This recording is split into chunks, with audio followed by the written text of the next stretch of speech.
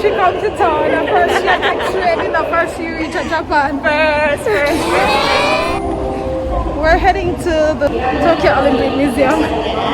We missed the first train because we went to the wrong platform. So, heading to the next. Oh my god, so confusing.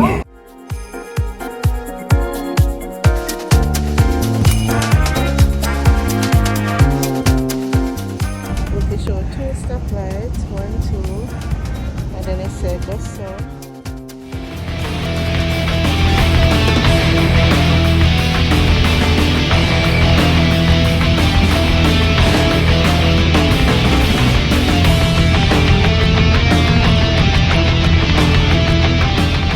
Look here, if I'm me, I'll wait for seem like we're here, but we're not sure. Trying to find an entrance. Oh yeah, we're here. We are here. The rings are there. I'm gonna take our pictures at the rings. Yay. One piece of something. As soon as I put on my Jamaican shirt and we take out a flag, we just hear snap, snap, snap, swish, swish, swish. People start taking our pictures because we were joking like, you know, we're celebrities here. They're going to ask us for autograph. But no, seriously.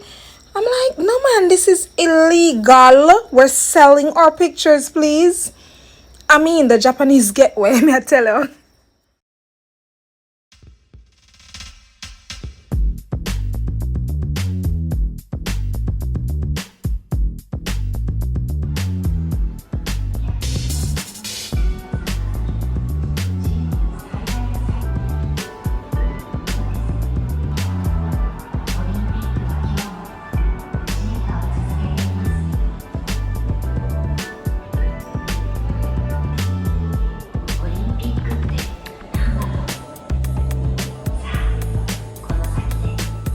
Hijab wearing Barbie doll. Oh my, this is nice. Muslim female athletes.